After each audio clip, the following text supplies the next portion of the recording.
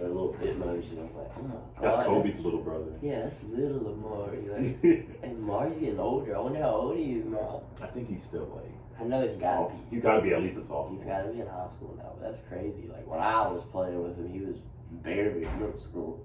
He was a 7th grader. Oh shit! I forgot to do the intros. All right, everybody, welcome back to another episode of the Peach and Bear podcast. No bear today, because Derek doesn't live where I live. We have a very special guest, my brother. Yes, shake my hand. Yes, look at the camera. Big hand as always. Very special brother who I've known since I was a sophomore in high school. It was a sophomore, because it was sophomore year that I knew you. Junior year, I got your Snapchat. Yep. And then we've been brothers ever since. Give me bum uglies. Give me bum uglies. Give me bum uglies. Oh man. But yeah, this is Aynsly. I've known him. I just described how long I've known him, but we've talked about doing this podcast for like 2 months now, and we finally got it to fruition. At least between Halloween and exams and college. Because we were supposed to record it like 2 or 3 weeks ago. But he had exams one day, and then the next day he had to see his grandparents. And then the other day he still had to study for exams. I was just like, damn. My grandma's in the hospital still. Really? She's been there for a week and a half, and my mom has been driven crazy by it. Because, like, she's getting better, clearly, but she's old, and she can't really make her own decisions, it feels like, or she's nervous, too. She's that old? Well, she's not that old, but, like, she don't know nothing about modern technology. No. She has no idea what they're going to do to her. Oh, okay. And but you know, COVID rules now. You can't go and visit her, so like she has to make decisions on her own. Like we can't see you, like in the hospital. I hope you're a good independent thinker. I wanted to tell you. My mom goes in there like every day for like 5 minutes. That's it. They only allow her to be there for 5 minutes. She's like, wow. Really, only 5 minutes? Seriously, it sucks. My mom has not seen my dad in like a week because she gets home at like 9 at night. And my dad's like, you gotta eat supper. We're gonna watch what? 30-minute show. We might as well go to bed. Like, my love. You gotta go to bed early. My dad gets up early. He's gotta get work down here by like 6:30. It's like a long drive. 40 minutes. Yeah, I was about to say drive. that's almost an hour. Day. Unless it's Friday. He works in Chapin on Friday, so he just drives 15 minutes. That's why I felt woken up for Elevate. It was like a 40-minute drive. And I was like, that's why I stayed with my grandma during Elevate, because she lived like 20 minutes away, and my dad was like, you want to give me a ride every day? And I was like, no, because we get up at like 6 every day. I just get there by lunchtime with grandma. I used to wake up at like 6 a.m. We'd be out of the house by like 7:30. And then it was my senior year during Elevate, where my dad would just drop me off at Coach Dozier's house, because we lived like 10-15 minutes from him, and Coach Dozier would drive me there. And I was just like, well, at least I'm the first one in the gym, you know? I don't have to sign in. He knows I'm here. That's great. Always a good feeling, also. When you're like one of the first ones there, you get warmed up a little bit. I got at least a solid half hour to myself before anybody else walked in. And it was great.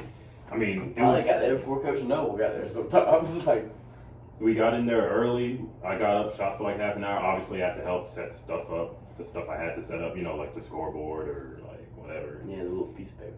Mm-hmm. Be like, bring out that table. bring out that table. Drag it all the way over there.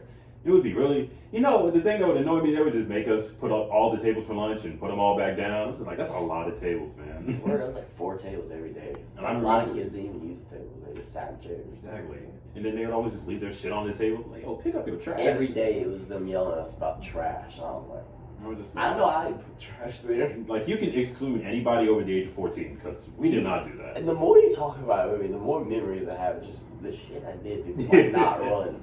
Like, it was, I remember trash. I'd pick it up. I don't care. I remember it was one guy. Everyone thinks it was AJ. To this day, everyone thinks it was AJ. But remember when he left the shit in the toilet? Like, he shit it in the toilet. Did not even flush it. And Coach Dozier was just like, lost his shit. Which one of y'all? He was like, I'm going to talk to each and every one of y'all one by one. And then he took us in there one by one. I just felt disrespected. He brought me in there. And the older kids. Bad that I even had to go in. Exactly. He was just some turds in the toilet. I'm like, I didn't do that. He just looked at it. He was like, look at that. I don't want to. Like, I don't really want to look at that. I looked at it and I left on There's no way I shit that out. He was just like, look at it. Mm-hmm. That's gross. He was like, That did doesn't you do that? I was like, no, coach. Like, why would I? Can we just run? No one's gonna admit to this. Like, can we just run, please?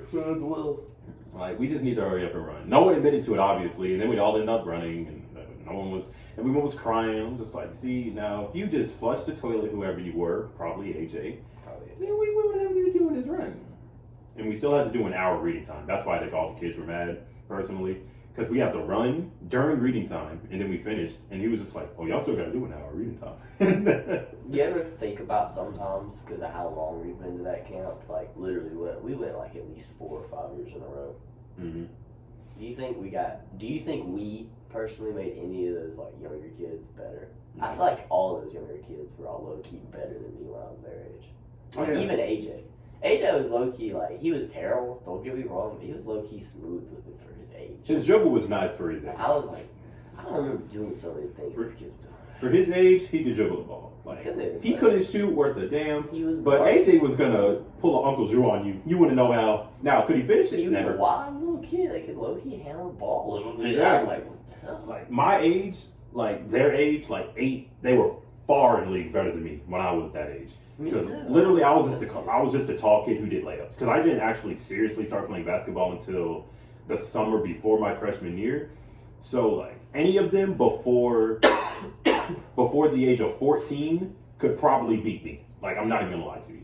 Middle school me could have a chance, but anything beyond first grade up until like 6th or 7th grade, they could probably beat me one-on-one. I'm not even gonna lie, that little Chris boy, I think his name was, he's gonna be really good. Oh yeah. Like I don't know if his head will ever be like even with his actual play, because I think he thinks he's really, really good. But yeah, that kid could be special if he gets his head screwed on right. He knows what he's working with. Remember that kid? What's his? It was a dude named Daniel. I think it was Daniel. He was like short, black. He was like 13, 12 years old, but he was about at your shoulders or chest area. And every morning we play 21, right? He would just be like, Coach George, he hated us playing scrimmages in the morning, like 221. But he would go in there with me, you, Donovan, Jalen, Liv, all that. He would just go at it. Like by the end, he'd have like 8, 9 points. I'm like, damn, this little dude gonna be nice if he sticks with it. Yeah, I already remember that. Because I remember he was guarding some big kid up at the perimeter. He just 1, 2, boom. I was like, oh, I'm like that was a little nice. I'm like, he's fast with it. I remember that. I think he did that to Donovan. Donovan couldn't get low enough to even compete with that crossover. That's why Donovan never wanted to guard the kids. No, he would just be like, I'll stay in the paint. He was unfortunately too slow to even guard the kids. Exactly. And that's not his fault. Just how big he is. Exactly. I mean, he could have done some foot drills. You know, that's why the ladder was there. He did need to get his feet a little faster. Yeah, the foot drill was there. That's what I did to Donovan. I was like, I know I can't like out overshoot you every single time, but I know for a fact I can just blow by you if I really felt like it. Do you remember the older guy, way older than us, like the first year I met you? And there was an old dude. He's probably a little shorter than you, but his name was Zeus. And every time we did sprints, he used to slide on his chest to the baseline. Zeus was so cool. I wanted to be Zeus in life right now. I wanted to be Zeus when I got older. When I was younger, Zeus was the man, dude. Like, Zeus was honestly, I don't know, in my opinion, Zeus is probably better than me and you ever were. Zeus was good.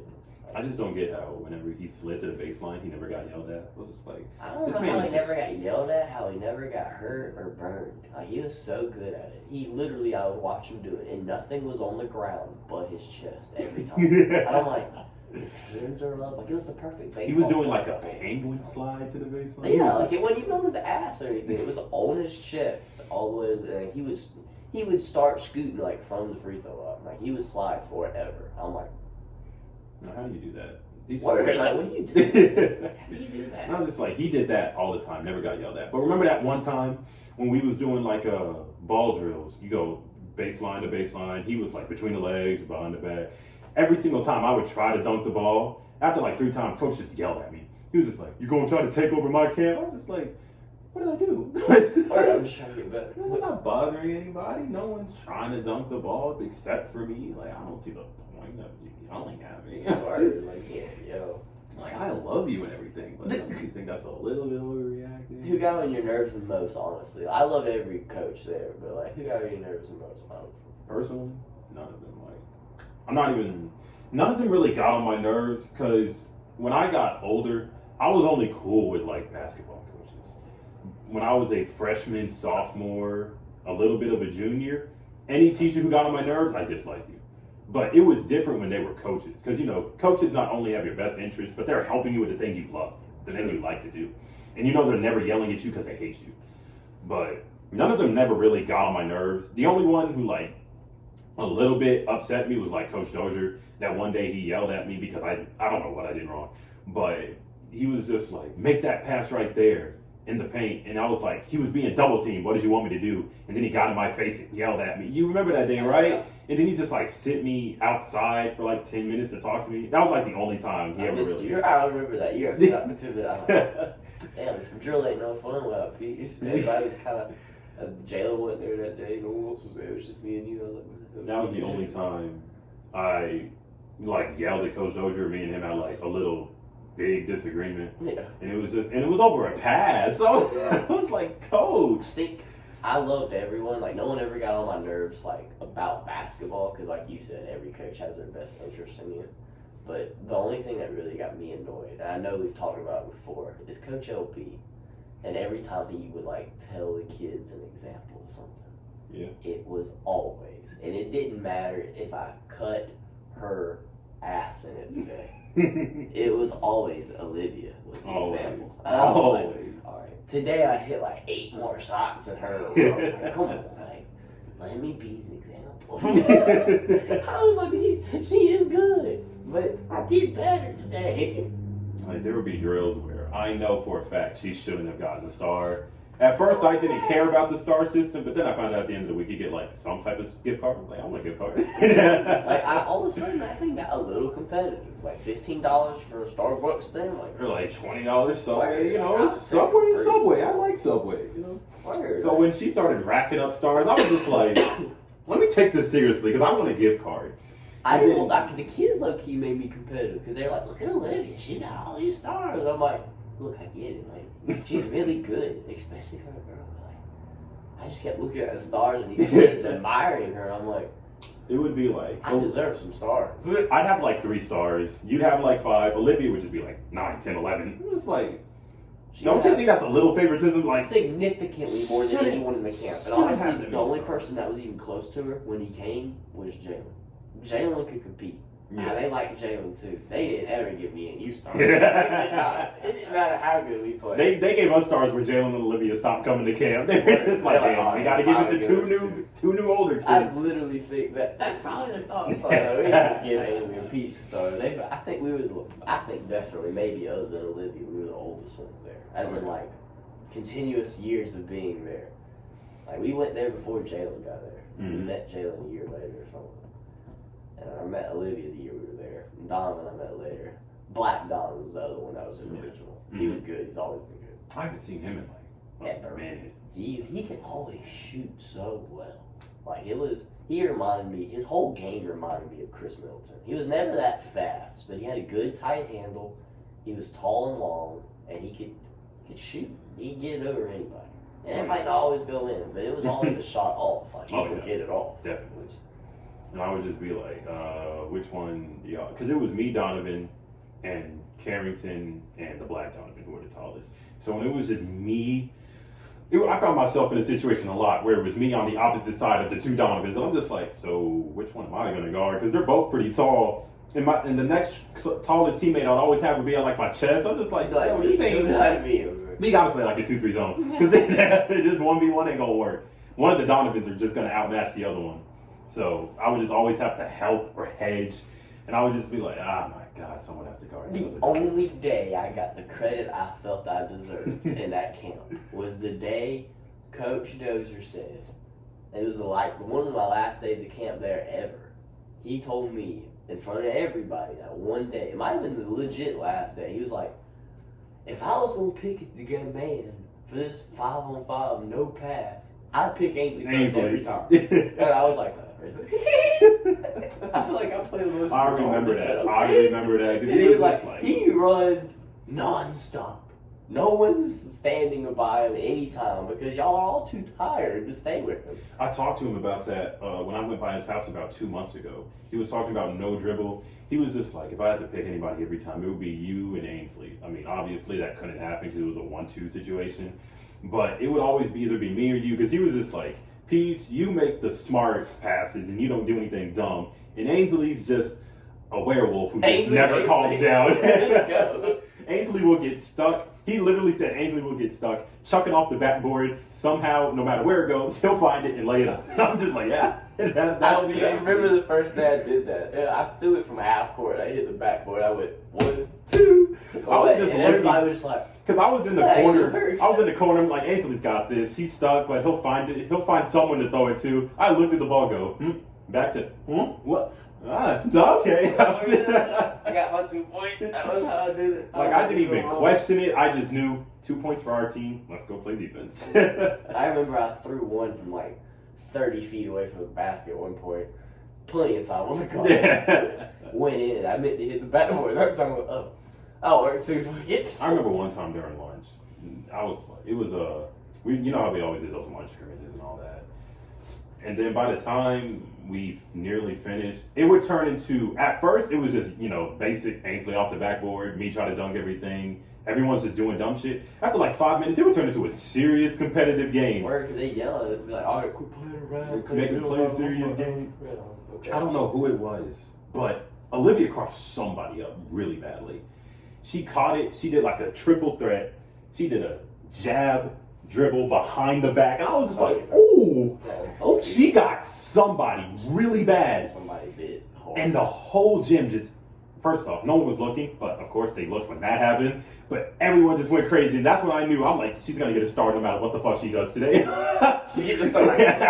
No matter what she does today. Now that literally everyone at the gym saw that, she's going to get a star doing something, bro. She'd be using the bathroom. Olivia stopped washing her hands today. And I'm like, wow. I washed my hands, coach. Olivia, you get a star for hand drying completely. Your hands are completely dry. I was like, mine are pretty dry. And Coach was like, no, you shook my hand earlier. It was still there. I'm like, wow. You shook my hand earlier. I felt a crevice of water in between your skin. Like in between the fucking cracks of my ball. Like, wow. Okay. It was that day. Anytime she does a highlight play, I just know that day she's going to get a star doing something. You remember the time Coach Dozer was playing with us?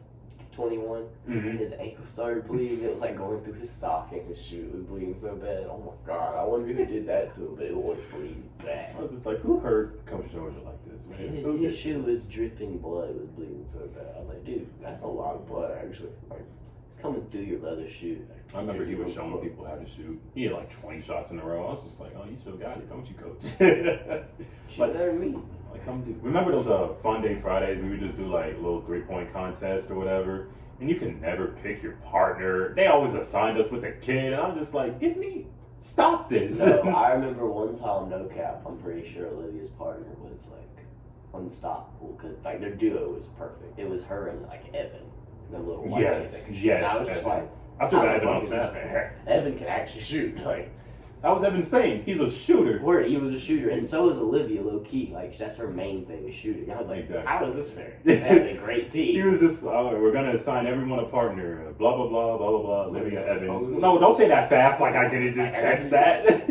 It was Pete to like some little child and some little child. I was so frustrated because when we was on the court, I would finish and he would just brick, and I would just get these rebounds like. To the losers bracket. I'm coming to the losers bracket and shit.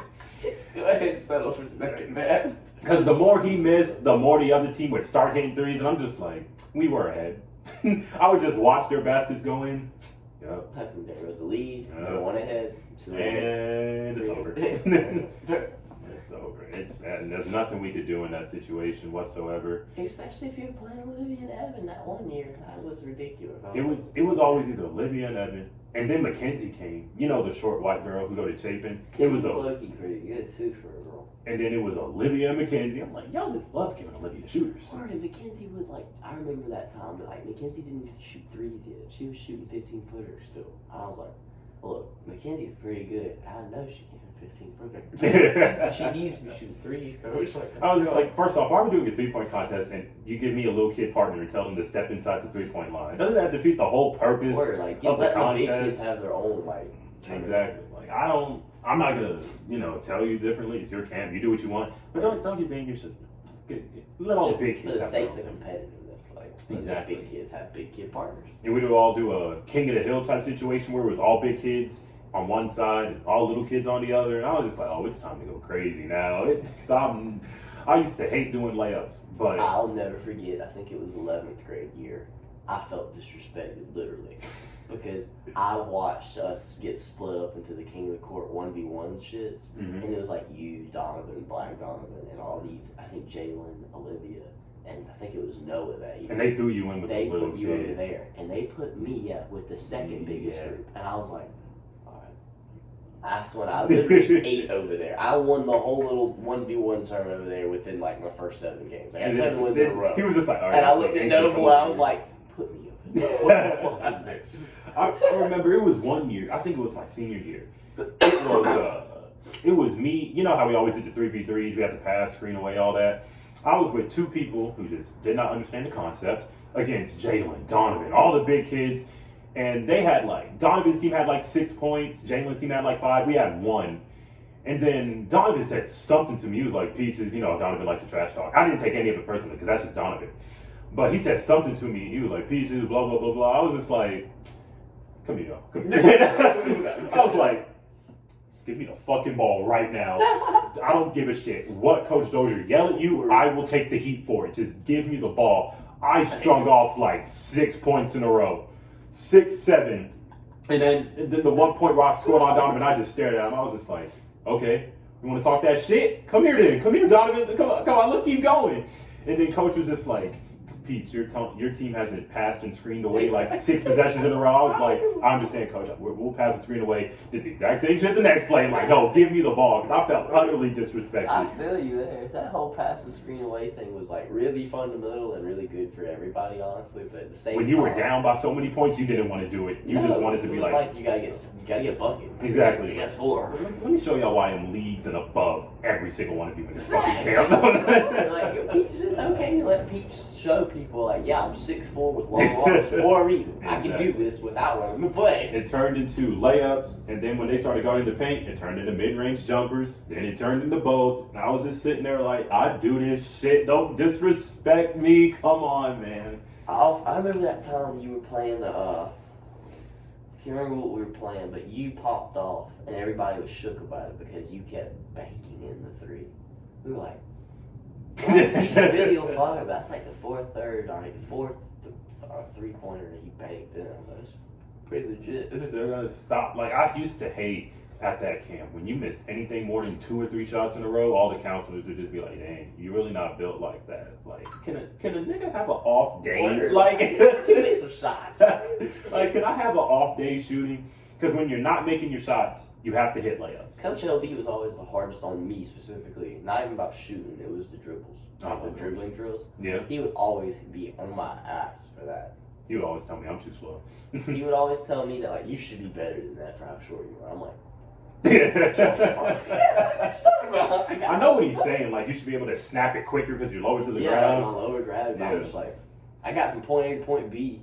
And in reality, there's a line of chairs I'm dribbling. So if I have to dribble through this many teams or opponents ever in my life, I'm just passing. I'll get it back later. If I see little 3 people in a line in front of me, I'm just gonna pass the ball. Or if I have to dribble, I'm never gonna dribble between 3 people with 4 dribble moves.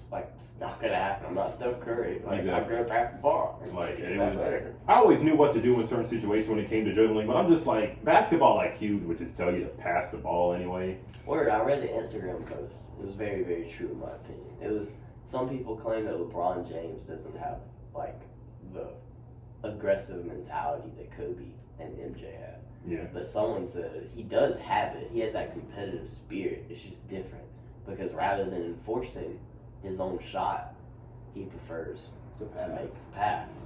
He's been saying that his whole career, and people just don't listen. And diss on him. He's been saying it since he was 16. I like to get my teammates involved. I like to pass the ball and make everyone. And just because he doesn't want to take that fadeaway over 4 people, like exactly. Kobe and MJ would, and make it, which he probably could, he would rather make the statistically better basketball player. Everyone was pissed at him when he passed that shot to Danny Green. I was like, first off, he was driving. He was not only driving, but literally in the air, going out of bounds. What on earth did you want LeBron to do? Just throw that shit up and miss it so y'all can ridicule him even more? Pull an AI and throw it over his backboard. LeBron's not going to shoot a double-team contested shot over the backboard and make it. You're not going to make that. That's literally a once-in-a-lifetime shot. That's not his shot either, though, in my opinion. I know people say he didn't enforce the shots Kobe and MJ took, but I don't see him making those shots. I don't think he's that skilled of a player. I think he's, by far, the best, the greatest all-time overall. He can pass, he can shoot, he can score, he can do all, he can play deep. But the GOAT will always be MJ just because he did force a shot, and I agree with that. I think it's cool. It's better to put it in your own hands and legacy-wise and to be called the GOAT-wise. I think that pass to Danny Green was like, whatever. Danny missed a shot. People send death threats over a missed shot. People miss wide-open shots all the time. And Danny said he was hurt during the playoffs, which I respect. Like, if you say you were hurt, you were hurt. But I still don't understand how people can hate him for that. I don't hate him for missing the shot. I didn't care. Everybody's like, how Danny missed that shot? It's like, I can guarantee you, if I threw every single one of you talk shit in that situation, only by 2% of you would probably hit that shot. Do you know how much, like, low-key, like, pressure there is? Normal people would be under to take that shot? There's less than 30 seconds in the game. You're close as shit, and you need that shot. I'd probably missed it. I wasn't mad at him. I was mad at old Marquise Morris. The very next play, they got the rebound. He got it. Danny Green to his right, wide open. KCP to his left, wide open. Marquise Morris, he's a double-teamed LeBron in the paint, throws it to him. That's the shit that set me off, because I was pissed at Marquise when he threw that ball. Where that was all like, Danny took the good shot, the right shot, open. Marquise made the worst pass you could make. Yeah, like, why would you make that pass? That was almost as dumb. Literally, like you just said, AD and Danny were open. Exactly. And between them two, I'm still saying I throw it to AD. That's a big target. AD was hot that game. AD was on fire. In reality, though, like, I could play on the Lakers, and I could average 4 points a game, and I would say at least 3 assists just from throwing the ball to AD. Exactly. Like, he's going to post up and shoot a fade over someone. And that's an assist. Everyone's saying LeBron got buried when they had near identical stats. Like, that's why people love to not give LeBron his credit to the GOAT conversation. There's always an asterisk with his championship. LeBron added AD to the Lakers, his idea, in my opinion. But I will say this. LeBron's gotten worse, and it's not his fault. It's because, clearly, of his age. Yeah, he's aging. He can never... He's at the point in his career, in my opinion, if he were put back on that Cavs team he carried to the playoffs, he couldn't do it this time. He couldn't. He's too old. He just can't help it. He ain't got that kind of gas anymore. No. However, when he added AD to the team, LeBron plays way less defense. Can you blame him? No. You have a 7-foot man that stays behind you and protects the paint. Who cares? Exactly. All LeBron really got to do is play the perimeter, and like that's why they don't give him credit for anything, because it's just like, one year you have D Wade and Chris Bosh, next you have Kyrie and Kev Love, next you have AD. I'm just like, stop disrespecting this man for having good teammates. No one literally does it by themselves, and that's why people don't want to call him the GOAT. I'm just like, in my mind, like, I don't care what y'all say about MJ. The greatest basketball player I've ever seen is LeBron James. Because I'm not going to say MJ, because I wasn't alive and literally witnessing MJ in his prime. I was alive and witnessing LeBron in his prime. That's why he's the best. LeBron, the best player I've ever seen. Kevin Durant is the best offensive player I've ever seen in my life. There's no disputing that. If you think there's a better scorer than Kevin Durant, I need to hear your answer, bro. And Steph Curry's the best shooter ever. Exactly. Like, Kevin Durant, I don't care what y'all say about his rings. They don't count. Whatever. You can't dispute the fact that that's the best offensive player you've ever seen in your life. In my honest opinion, people that say that, I agree. And if it happened like this, if Curry won both those Finals MVPs, those rings don't count. Yeah. Because he won both the Finals MVPs, he did that. Like, don't get me wrong, he joined a team that was going to be a competitor no matter what. But if you look at that Warriors team and say, oh, they could beat LeBron, I'll admit it. I'm a Steph fan. They needed KD to beat LeBron. That's the only reason that fucking team was assembled, was to beat LeBron. That's how good he was. Because in 2015, LeBron brought him to Game 6, and the second best player on that team was, however you put it, J.R. Smith or Matthew Dellavedova, and he brought them to 6 games. If he had either Kyrie or Kevin Love, they would have won in 2015. Yeah. 2016, you saw that they came back. 2017, KD just ruined it. I'll admit, though, 2016 Warriors had him. Draymond's a fuck, bro. Yeah. When Draymond got suspended for Game 5 and they were pretty much, LeBron was given Game 5 once he didn't play, I knew Game 6 and 7 were fucked. Yeah. Like, they didn't got momentum. Y'all didn't let them get this far. It's 3-2 now. I was happy because I don't like seeing LeBron lose in the finals. Like it's to a point where I love LeBron. He's like, in my eyes, to go. If he loses, everyone's just gonna talk shit. Like that's why when he went back to back in 2017 and 2018, I was really just wishing he wasn't there because there was no chance he was gonna win. I'm like, LeBron, just lose in the Eastern Conference Finals. Just lose in the Eastern Conference Finals, please. We can't have no more L's on your record. No, your final is. In a perfect world, LeBron never would have made it to this 2007 Finals, get swept by the Spurs. He would have beat the Mavs, and he never would have made it to the 2019 Finals. I will admit that 18. I hate to say it because it's such a remarkable achievement for Dirk, but LeBron James choked that Finals. He choked it. I remember watching on Instagram just randomly one day the Game 7 of that Finals. LeBron only had like 14 points. He choked that Finals. I remember. Dirk won that one fair and square. He did. No matter what you say about LeBron, he could win. He could do a 3-peat with the Lakers right now. But everyone would always just say, they'll just show a picture of JJ Barea. He got locked up by this guy. I can't say nothing to that. You just can't say anything to that because it happened and you can't argue it. And it's just like LeBron. All you had to do was dominate the. I am with Stephen A. Smith though in his hot take for next season that if there's a team that's going to stand in the way of the Lakers next year already, it's going to be Steph Curry and the Warriors. I don't think any Eastern team's going to be able to compete with them yet. Probably Brooklyn. They got Kyrie. If Kyrie and KD are healthy and they perform the way everybody thinks they should. And they got DeAndre Jordan in the paint. So. DeAndre and the Josh Allen kid. He ain't bad. That boy pretty decent. He blocking everybody. Remember he had one season. He got full of blocks on like his famous people. He blocked LeBron, Giannis. Blake Griffin, Giannis. He was just like, this my paint now. He was old in that shit. He was. He was like, it's the fro. It's the fro. Depending on how much Jaylen Brown and Jason Tatum develop too, and if they pick up Rudy Gobert, because that's the idea. I don't know if I want Rudy Gobert on my Celtics. He's just a black. They are. I feel like the Celtics' last piece is a defender though, because I feel like they're missing the hell out of what's his name? They're missing the hell out of Al Horford. They miss him because that was their one player that could low key kind of defend Giannis or LeBron a little bit. He weighed a little bit to bang with him a little bit. What we need is a point guard who plays defense. Like in the lineup, we have too many scorers. We have Kemba, Jaylen Brown, Jason Tatum, and from time to time if they throw Marcus Smart or whatever. I think they should trade Kemba Walker for a defensive point guard like Patrick Beverley because we need defense in that starting lineup. To think about the point guards in the East, there's Kyrie Irving now, who's in the East. There's possibly Kyle Lowry. I mean, I don't know if people consider him an offensive point guard, but he's getting up there. He averaging like 20 a game. Kyle Lowry's always a sneaky good player, and it's not because he's even that good at anything, in my opinion. It's all experience and IQ. He's been to the finals, he's been to the playoffs, and played LeBron several times. He might have not won anything except that one time on Kawhi. Yeah. But he has played and seen everything.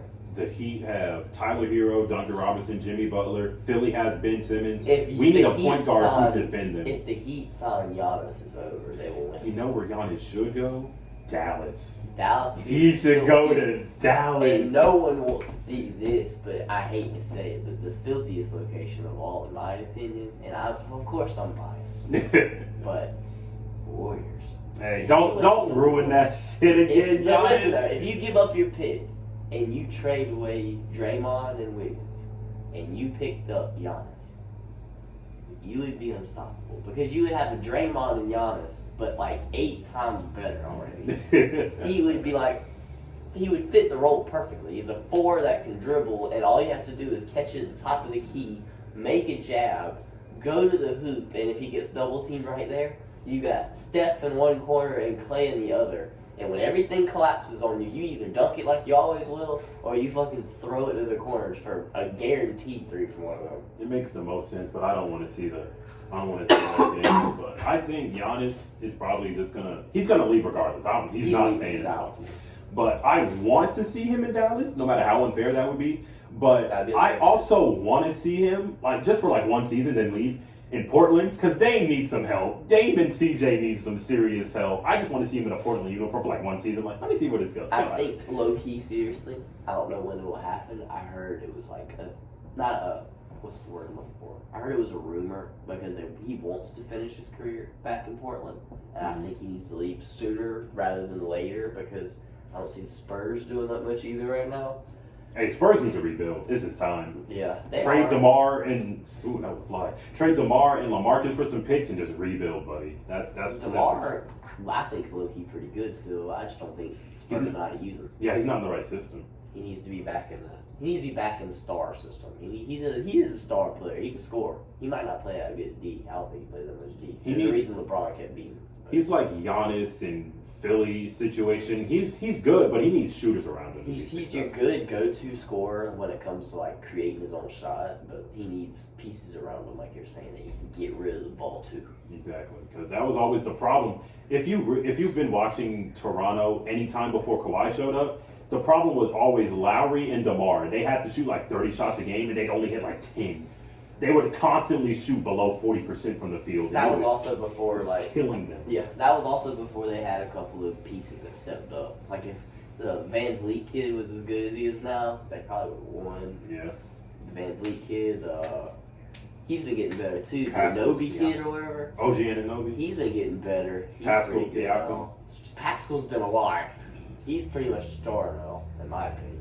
Hey, but Denver, they probably could go to Denver, but all they need is like one more decent scorer. I'll be real with you. Denver is one of the loadest teams in the fucking league. All of their players, even their bench players that have been late in the draft, their bench players are pretty good. Like T. Craig, that's a good defender. He might not score out much or any of that. He can play some D. Fucking, they got Michael Porter and Bol. I feel like those are about the same fucking player in the end. And they've got Jamal and Gary Harris, who one is a great offensive player and the other is another great defender.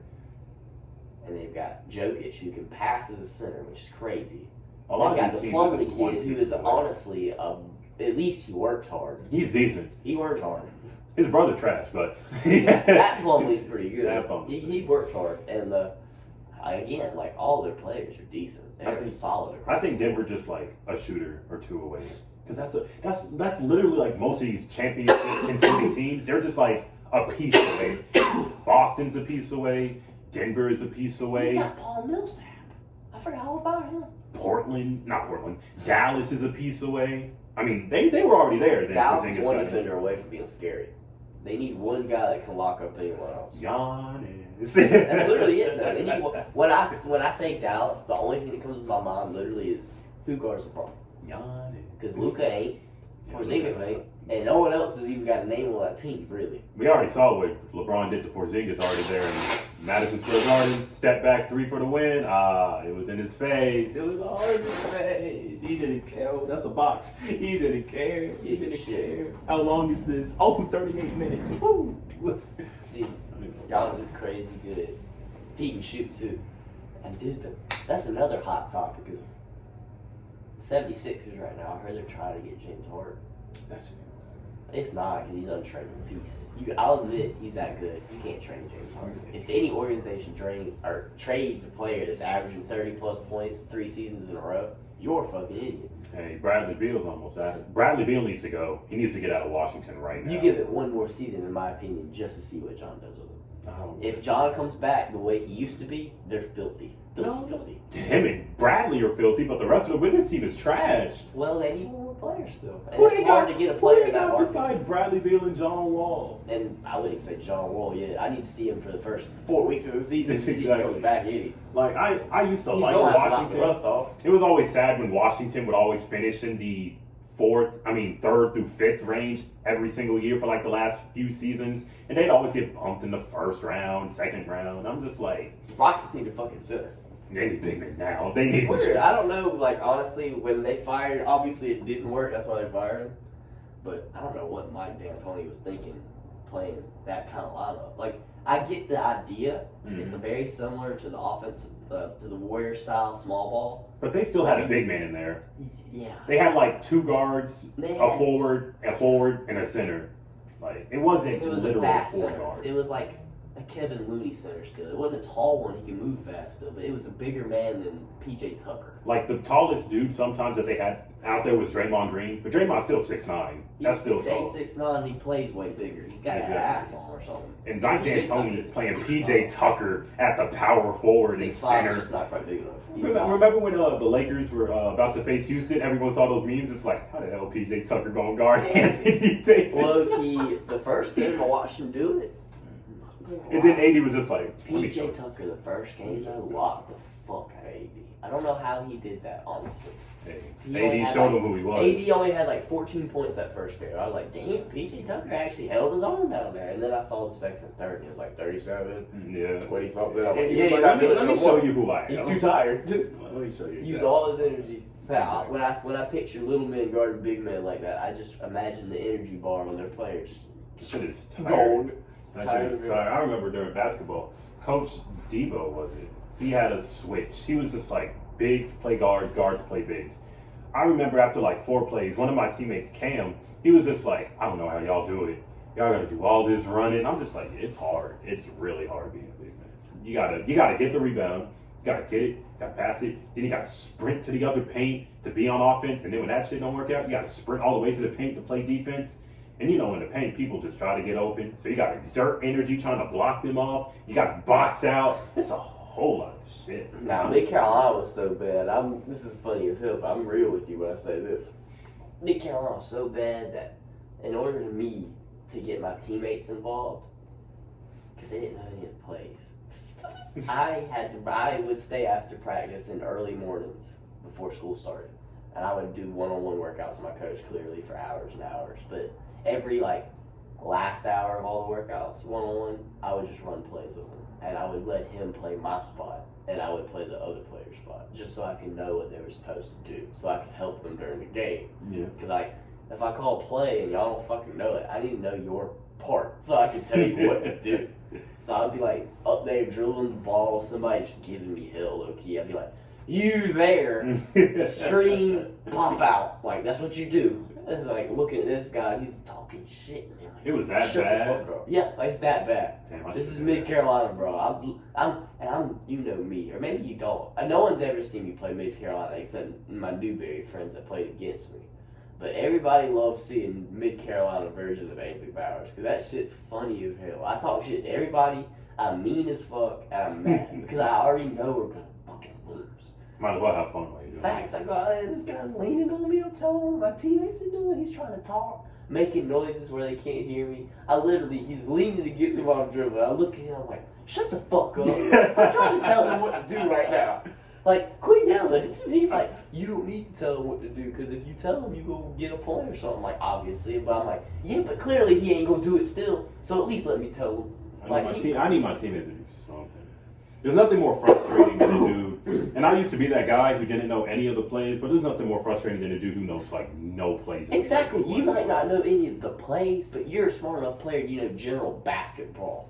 I'm telling you, kids would look around and be like, they would set a screen for each other and they wouldn't use it. I'm like, what the fuck? It would turn into me looking at someone yelling, like, we don't even have a shot clock. But all right, so get out the way. You can still get 5 seconds with the ball. So I'm like dribbling, taking care of my guy, making moves, backing up, trying to buy more time. I'm like, get away from me. And like, literally people would ask me, like, why do you keep saying that? I'm like, because I'm going to get 5 seconds, bro. Like, I need you like 5 feet away from me so you can restart the counter. Like, I got to, like, fuck. Like, pass me the ball and pass it back. Word, like, this is bad. And then it would turn into literally, I would do like 2 moves and pull up from 18 or from a 3. And it would go in or out, and I didn't care. And then coach would be like, what was that? And I'm like, you tell me what the fuck that was. Sounds like y'all need a new coach or a whole new team. That's just, I'd be frustrated. Coach. The fucking I'll admit, Coach Lynch was his name. I had him from junior to 12th grade. That was the only time in my high school / middle school career that I had the same coach from Mid Carolina back-to-back seasons. The only. And he was a great coach. And he won't be there much longer. He will get a better job. He will get a better job. I don't blame him. When I left, he left me with this. I said, Coach Lynch, be honest with me. When are you going to leave? And he was like, huh? I'm like, when are you going to leave? And he was like, what do you mean when am I going to leave? I'm like, Coach Lynch, this is Mid Carolina. You just won 17 games. We lost 13 my senior year. And that was somehow, we going 17-13, we set an MC record for the best season. I wasn't even that good of a season. Yeah, I was just like... That's barely above 500. Exactly. I was like, how? That was the best season MC's ever had in basketball. I was like, what the fuck? We didn't play that good. And I was like, when are you leaving? Like, you're too good of a coach to be here. You just got a rag-ass team to 17-13 through me. And I was like, I'll be real with you, Coach Lynch. I came a long way, but when the 5'9" white kid on your team is your best player, you've got a problem from the start. Like, if you just be honest, you've got a problem from the start. So, like, when y'all tried out, was it just like all returning players got back on the team, or did he pick like new people? Some returns didn't come back because they were too stuck up to get better, but it was never that many cuts. There was only maximum amount of kids I've ever seen try out for a basketball team. The MC was 20. We would make 5 cuts, and it was like I should have came there. I never would make it. When we tried out at Westwood, it was my senior year. No offense, but when you go to varsity junior year, you kind of already know 95% of that team is coming back next year. Yeah. So people trying out was just like, I don't really know why you don't need a career play. Go home. But it was, Coach said it was about 70 to 80 kids there trying out. And I was just sitting there thinking to myself, why y'all here? Like, no offense, but if you were on the varsity team last year as a junior, you're coming back. And if you were definitely there as a sophomore, you're coming back. So trying out, no offense to like big schools like me, but it's low-key unfair because we already know who's going to make the team.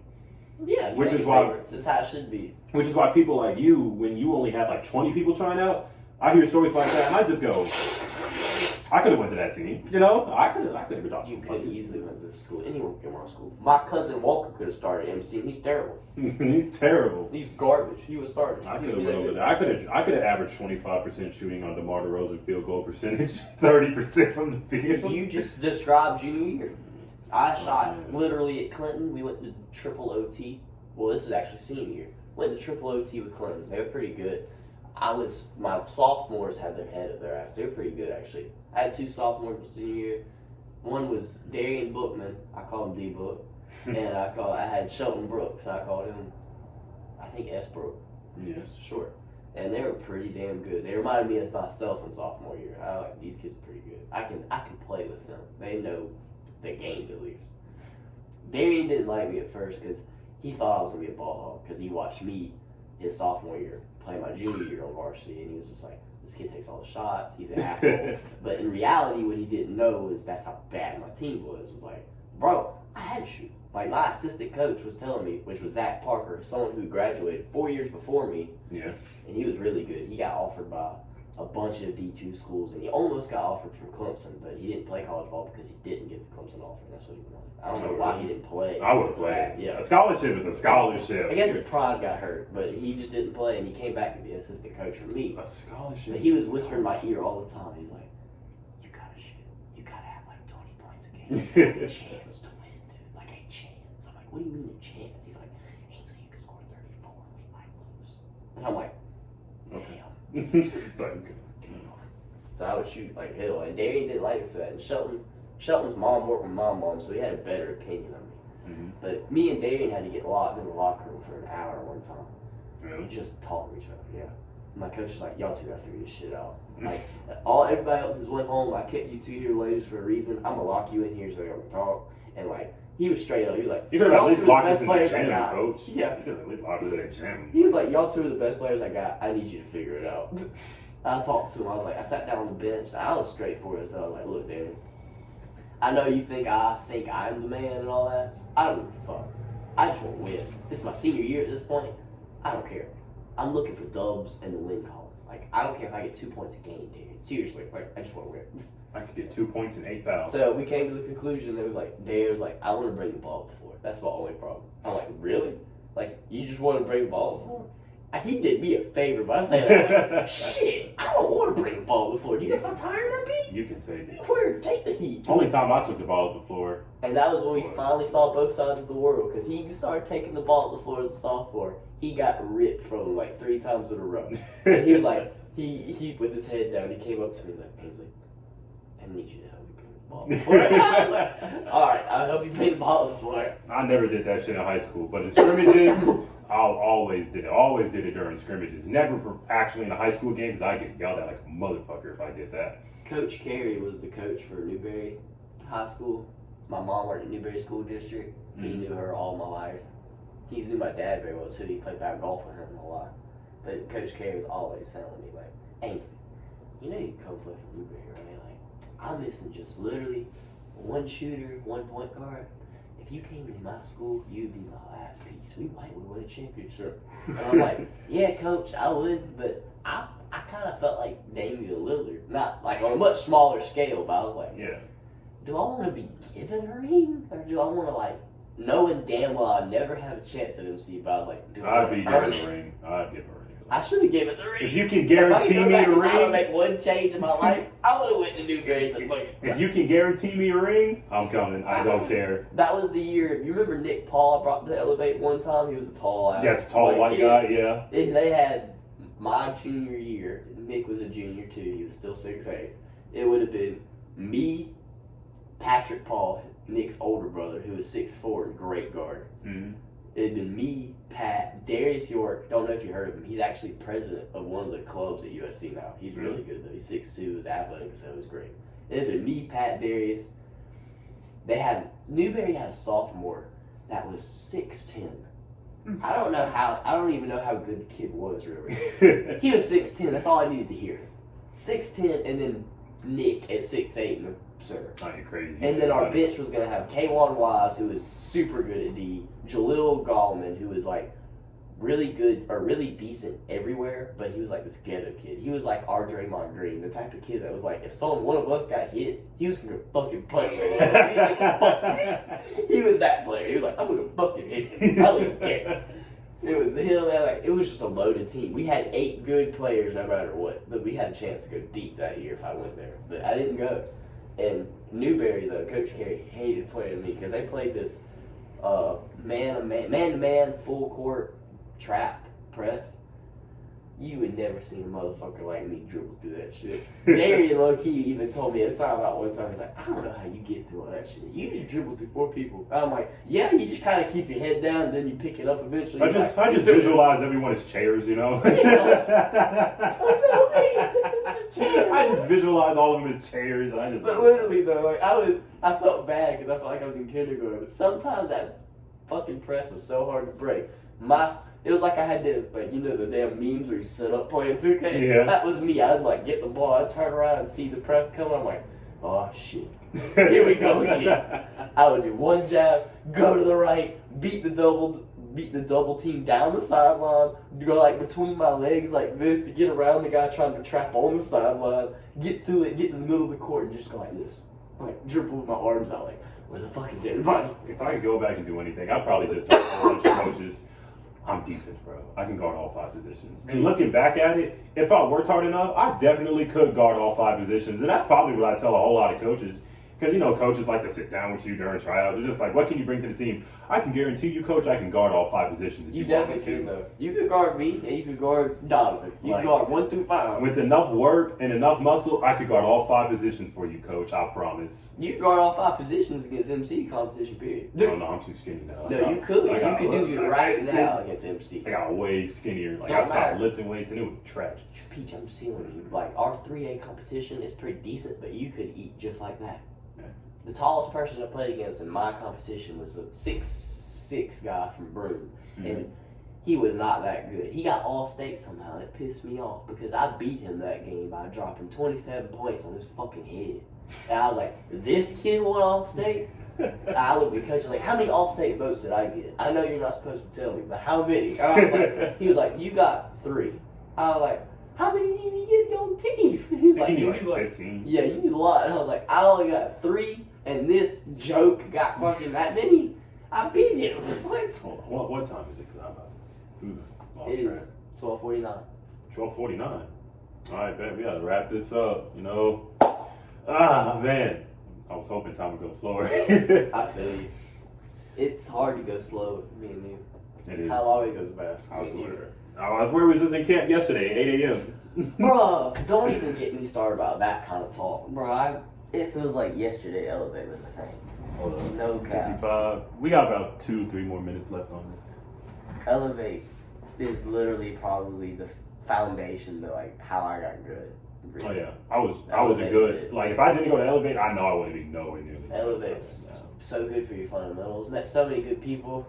Like people love to rag on it because it's like a kid / teenager thing. And it was cheap. And they're for just like, what oh. the hours were and all that. I remember during the summer, it was just I would go to work out with the high school. They were just like, "Well, you just going to a camp full of kids," and I would just be like, "Okay, whatever." That kid camp was a lot. Exactly. Because like it wasn't all the time because I know we do a lot of bitching about it. But when we did get pulled out, like and Terry did do something with us, we got better. Yeah. Terry did make sure we. It's got not better. like people see Coach Dozier, especially around Westwood. I know you're not at Westwood, so you don't hear it, but Coach Dozier gets picked on a lot by. I know he does. I've heard like from even newspapers and shit. He gets picked on. I He never gets understood picked why. on a lot, and I'm just like, y'all really ragging on this dude. It's probably because of his basketball career and all that. I'm just like, but why though? Like, no offense, even if he only played a few minutes in the league, I know he didn't. He played way more than a few minutes, but he played 9 seasons. Like he was pretty good. But He played for the Hornets and the Knicks. Even if it was only for a small amount of time, I can guarantee you would take that time if you wanted to.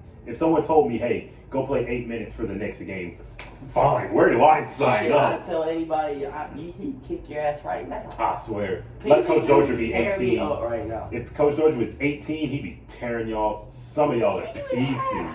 Wouldn't it be fair? Like, and he just gets picked on for no reason. He, like, rides a bike around school. And I'm just like, just let the grown man ride a bike. I mean, I laughed at him a few times, but I let him ride the bike. Like, I'm not going to sit there and make fun of him. At least he's staying in shade. Exactly. Like, people rag on him for getting fired. Just like Did he get fired or did he low-key want to leave anyway? he got fired. Everyone says it was because the record wasn't that good, but I don't buy that shit. I don't believe he got fired. Y'all play some pretty good competition too. And like He went barely. in high school, don't get me wrong, coach makes a big difference. Yeah. But We went barely above 500 think- when he was coaching there, and Coach Debo comes in, and all of a sudden we're division champs, and everyone's praising him. And then Coach Debo just leaves for Dreer, I think it is. I think high school basketball really comes down to just what happened, like what kind of talent you get. Like coaches, the way you coach your players makes a big difference in high school. Don't get me Yeah. wrong, coaching's a big part of basketball, period. But in high school, just due to the level it's at, You gotta some have high good schools are players. better than others just because of how the players they get. Yeah, like You Keenan gotta- High School is always going to be better than MC no matter what because Keenan gets the athletes. For some reason, they get the 6'4" guys they that have are going the- to Georgia Tech. They have the what's the word? Recognition. People hear Keenan and think, oh, that Good D1 basketball. dude went there. That D2 kid went They're there. just like Keenan, they don't think anything about football Keenan. Exactly. Terrible. But basketball Keenan, fire. They think all the D1 kids go there. That's what we're gonna do. They knocked me out of the playoffs. Hurt my feelings. I think they beat us in a tournament during the summer. We was actually doing good our JV year. We was up by like 6 points, and then all of a sudden some dude with dreads comes in, locks everyone up. I'm just sitting there from the bench Crazy like, you don't hear you say you were up, bro. Because I was down by 30. we were only up by like 6 points. It was like one of those back and forth games. Biggest lead we had was 6, and then it was like the fourth quarter. They just locked us up, and they ended up winning by like 10, 15. I'm just like, what the fuck happened? We only got like 6 minutes in this quarter. Senior year, we went to the playoffs. We played Broome the first round at home because we were the second seed somehow. We only finished one game literally behind Newberry because they beat us. We were like, wow, we actually did good this season. Mm-hmm. We got second seed, got home advantage, play Broome. Knew it was going to be a hard game because I told you about the All-State kid I played junior year. He was still there. And they had another All-Region kid that was pretty good. And I was looking at Derry and I was like, this is going to be a hard game. Like, first time, even for me, like, I looked at him, I was straightforward. I was like, don't look at me for experience or anything. It's like, I've never been to the playoffs. I've never been. You got me here, Derry. Like, I finally got someone I can play with. So I looked at him like, we're going to have to eat. Me and him both dropped like 20 on Broom, won by 40. I was like, holy shit, we blew the water out of it. Maybe we're gonna get hot and go like deep. Keenan. Like, got second round, Keenan. I was like, this shit ain't fair. How did we get Keenan? We got Keenan never in the playoffs, but we got him in a scrimmage. But we got a Greenville in the playoffs my senior year. We won by like 2 or 3 Greenville's points. pretty good. They're wild. Like they are absolutely insane. If I'm thinking about the same Greenville team, like same year, they were nasty. It was they had like 8 seniors that 2017, 2018 season. 2018. They are wild. And their student section, they will mock the hell We out didn't of play them. We scrimmaged them before the season. But they had, when Coach told me they had 8 seniors on their team, and I looked at them, and they were like, shortest player was 5'10". I was like, they're going to be good. It was like a 6'8" white dude. Did the nastiest dribbles I know exactly sequence I've ever seen in my life. Yeah, he was and then he brought it. He was like a Kyrie Irving type shit. I was just like, so they got like 6 of them. They got like 6 people looking at this. That motherfucker good. It looked like, not to bring it into it because it's 2020, but he was white. I was like, yeah. Motherfucker, if the white kid doing it, everybody out here pretty good. I swear. I was like, so you're telling me they got like 6 people who can do that exact same thing, and some of them are buff. Okay, cool. Yeah. Whatever. We won somehow. Some of the buff ass people have enough touch on the ball to do that. Still like, what the fuck? I was just like, hey. It's a lot of body control. Somehow we won. And after the game, Russ sprinted over, started clapping up the student section. I'm like, Russ, come back. Yeah. All right. Dude, Russ is crazy good. Did you? I watched it because I knew he went there. I watched him play Duke. Mm-hmm. They only lost by like 7. Exactly. Dude. They were good. Russ did like a up and under on the fast break. I was like, oh, Russ.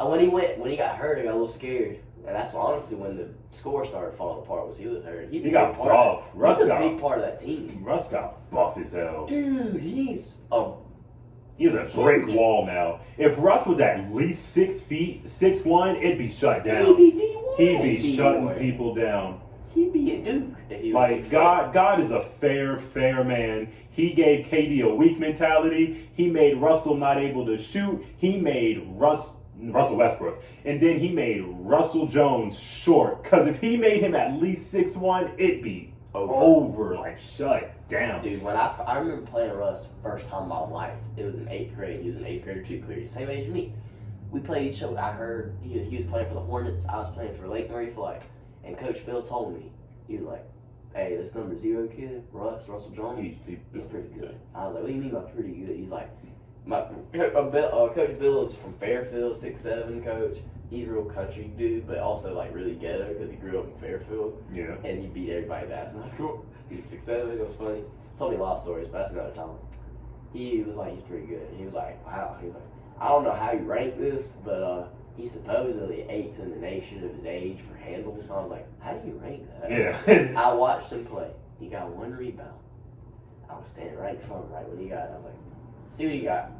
This motherfucker, he grabbed it and I saw it slow, but I know it happened within 0.2 seconds. He grabbed it. He went between his legs, switching feet. Yeah. Like 4 times in front of me, and then just took off. That's what he does. Like in middle school, Russ, if you're watching this, I love you. But Russ in middle school couldn't shoot. Russ was 100% handles, 100% layups, like 5% shot. So Russ in middle school, like I would watch some of the games, he would literally break you down and just blow by you. And then in high school, when he got a shot, I'm just like, if he gets tall, it is dead set over. Because I remember being in high school, watching him play my senior year from the bench, going toe to toe with like Waylon and all them other people. Russ would just remember 7-foot Malcolm go to Ridgeview? Russ would cross over between the leg, blow by Waylon, gather it, do a floater over Malcolm and one. And I'm just like, Russ like this. Oh my God. Russ is something else. Russ is. And so I'm telling you, 8th grader Russ, when I saw him put the ball between his legs like 8 times in 2 seconds, I was just like, what the fuck? Blown away. He scored, it was like 65-63 Lake Murray Flight over the Hornets. Russ dribbles down the floor on me. Never seen a motherfucker more calm in his life. Dude, I kid you not. He pulled Damian Lillard on me. Motherfucker, I was nervous as soon as I saw him take his time. Because that was the first time in the game I've seen him go slow. Oh, he set you up. He set you up. I was dancing. I'm like, oh shit. When someone go from lightning fast to just, oh, he's setting you up. He's like losing the ball on purpose a little bit. Oh, I'm like, you just want me to try and get that. I'm like, I'm not going anywhere. People like Russ, when they lose the ball, it's like, I'm not even going to fight for that shit. I know you can handle He's the going ball. to get it fast and he's going to go. I was like, nope. Just stay right here. I'm looking at my feet a little bit. I'm like, I don't see the 3-point line. We're far away from that bitch still anyway. Motherfucker looks at me. He goes, 1, 2. And I'm telling you, fade 3 from at least 30 over my head. Bap. Horn goes off. And I'm just like, you should have pulled a Paul George. You should have been like, Coach, that was just a bad shot. He just got lucky. I was like, that motherfucker just hit a 30+ shot over my head for the winner. I couldn't. My pride would be in pieces. Dude, it was. Mine was because I knew he was good at the time. And I was like, I had 22 as an 8th grader against him, and he finished with 27 and a game winner over me. Pissed. Pissed. If there was one thing I realized, though, like, not now, by all means, don't get me wrong, but back then, I saw a lot of similarities between me and Russ, low-key. It was just same mentality that I felt like he had more craft in his game than I did. Like, he was smarter with it, and that's where I was missing. Like, that was the one thing between me and him that he had and I didn't. But it was all very similar to just raw athleticism and breaking down someone and just using speed. Like, last thing before I end this podcast, Russ has a bag. And this man just out of the bag. Every time you stop him, he's just like, I'm going to do this. I'm going to do this. He went over a screen. I'm going to do this. I was guarding him on the perimeter. Like, this is a 3-point line. Yeah. And I'm Russ now. He was dribbling left. And he got a screen. I went over it. Yeah. My teammate's trying to hedge over the top of it. He's using the screen still. Now pops way out to trap him with me because I'm like on his hip. Yeah. Motherfucker went like boom. And I mean, I don't even know how he moved his feet this fast. It was between his legs in front of Nah at an angle to put it between the gap. And he just rotated his whole body with a blink of an eye. And went. And I was Russ like, will do that. what the fuck? He did that. He did something like that my senior year. He got a screen, came off the screen, barely any room in between the defender hedging him and the screen, went behind his back, threw his leg, brought it back, did a Euro step. He got fouled and didn't make it. But I was just like, you really understand how small someone is when they can do some shit like that so clean. To have not only the speed and the discipline to do that, but low key the body control. I don't think people realize, because basketball is not a contact sport necessarily. Yeah. But I would have lost it. I don't think people realize how much core strength it takes for you to balance on one foot while you do Euros and then get fouled and change your direction to even get a shot off. Exactly. It takes so much strength in your legs, your quads, and your core to do all that. And not walk. Exactly. Like you can't take the 2 steps, and you gotta do all this shit, and it's happening now. We had an hour and 7 minutes. Hey, that's the end because I gotta go get my dad lunch. It was good to see you.